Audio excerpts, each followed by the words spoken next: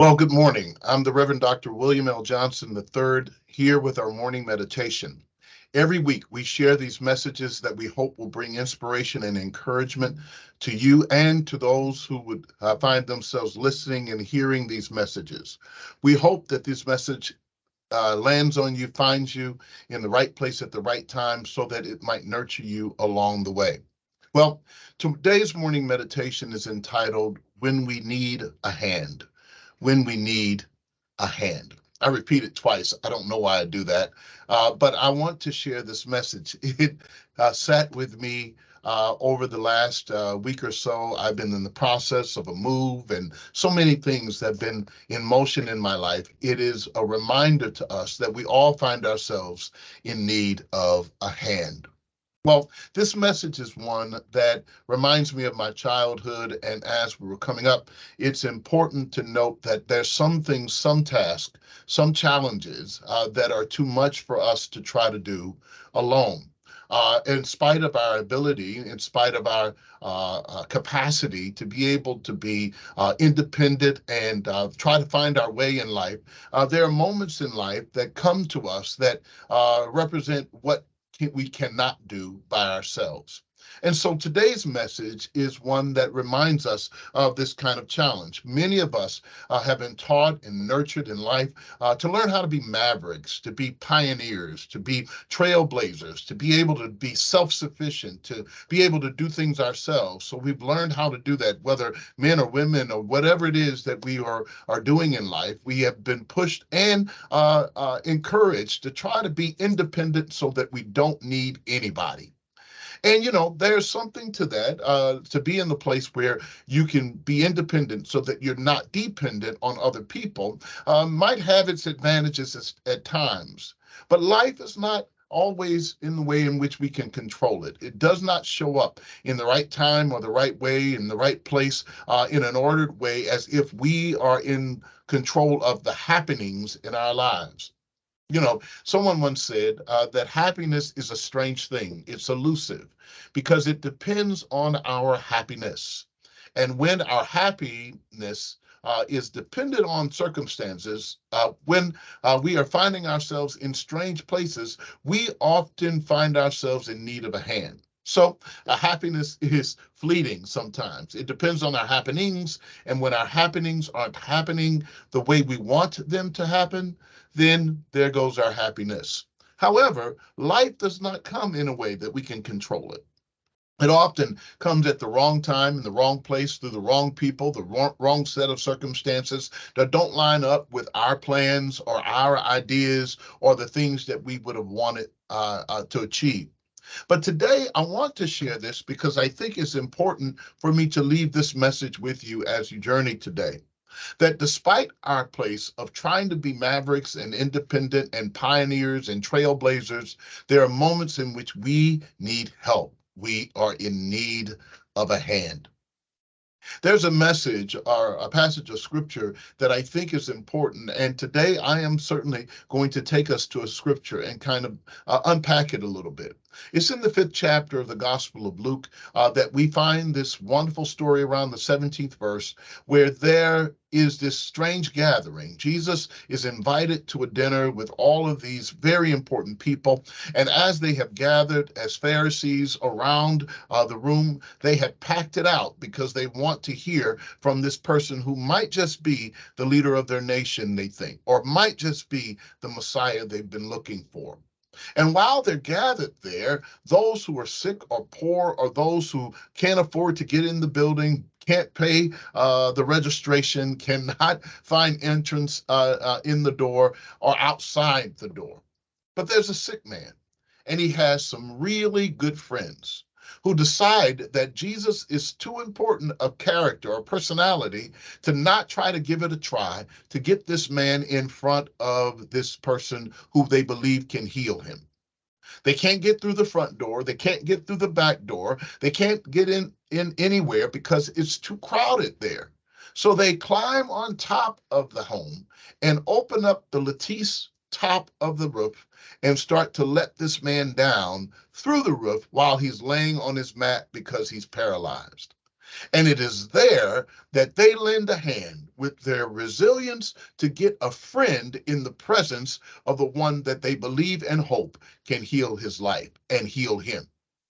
It's a great story. It's one of my favorite stories, but it reminds me that I don't know whether or not I have always been the person that's been on the mat. I have been there where I've needed help from others to try to get me to the place where life could change. Or there have been moments in which I've seen a friend or a stranger or someone that is along the way that I could lend a hand to try to get them to the place of where hope can find a way into their lives and change their lives forever.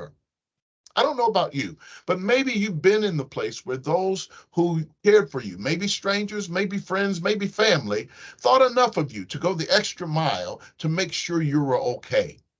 And maybe perhaps you've done the same thing for others, that you've stepped out, gone the extra mile, did the extra thing just to make sure they were all right. I want to take a moment to thank all of the people in my life that lent me a hand when I needed it the most. Those people who may remain nameless, those I don't even remember who they are. There are moments in my life where people have always lent themselves to helping me along the way. Maybe nameless, maybe those I don't even remember, maybe I didn't even know they were doing it. But for all of them, I want to say a great big thank you. Most importantly to God for setting up the scenario so that I could be helped by people who would teach me what it means to be dependent even in my independence. And in moments in which I've been favored to be able to lend a hand to someone else who were finding themselves in need of such as they were trying to make it through life. We all are in need of a hand. Well, what in this story stands out to us? It stands out to me that these friends of this man, he has some good friends. Evidently, they thought enough of him. It's good to have people you hang around with that think enough of you to go the extra mile to try to help. But they do. And when they find a way to let this man down in front of Jesus, they discover that he's in the right place. And Jesus does heal him in the face of all the crowd that did not move in order to allow the man in. It's amazing that sometimes you have to press your way for the blessings in your life, and sometimes you have to press your way to help others receive the blessings for their lives. So here's the message I want to leave with you today. I think it's important that when we find ourselves helping each other, we come to the place where we can say, I can't do this by myself, or that the other person cannot do it for themselves. And it's okay to be in this world and not be able to do everything by ourselves. We are interdependent. We depend on each other every day. Every night while we're sleeping, somebody somewhere is defending the country so that we can rest. Someone somewhere is manning all the things or being in the place where we need help along the way. Some man, some woman is on the line receiving a call in emergency so that they can dispatch the EMS workers so that they can come and see about us as first responders. It's important to be reminded that even in big things and small things, some school teacher somewhere is working on a lesson plan to teach children about what they're going to need in life. Somebody is looking after someone else's kids as they are trying to be a babysitter so that they can go to work. We all need each other. Big business, small business, those who have no business. We are in this thing together. And because we're in it together, we need each other. And it's important to lend a hand because we will never know when we are in need ourselves. So here it is. When we do so, when we discover that we are in need of a hand, we know that those hands are there to hold us. So we hold each other with those hands. Sometimes you just need to be held up, to be carried, to be supported until you can get your legs under yourself. And sometimes others just need to be held, just to know that whatever the dark night will be, no matter what the grief is, if they've lost a child or lost a job or lost a marriage or lost themselves, just to have someone hold them and to hold them in that place is a great thing in life. They may not have to do much. They may not need much. They may just need to be held. Secondly, I think it's important that when we are finding ourselves in this place in need of a hand, we also know that we help each other. Not only are we holding each other, but we help each other. Sometimes when you need a hand, you have to have some other hands to kind of, hey, listen, I know you can only carry but so much, but let me lend you one of mine so that I can help you carry the load. It's important that we do that for each other because we never know how the whole of the society, the whole of our culture, we cannot afford to have some people going okay and others not. It is the whole of our family, whole of our community, the whole of our society that is at stake. Because as we know, with this global climate, no matter what anyone does on the other side of the world, it affects us. Even though there are brush fires in Canada, here we are in America suffering from air quality because somehow we have to breathe the same air. We have to live on the same earth. We have to learn how to lend a hand and to allow others to lend a hand to help us in order to help us along the way. But lastly, I think it's important that when we need to lend a hand, we're aware that they're lending a hand in order to heal each other. I love working in the hospital, and I love watching and observing those who are professionals in the healing sciences. It is an amazing thing to watch how the whole of a person can be healed by not only medicine, but how you treat them, about how you say things to them, how you encourage them.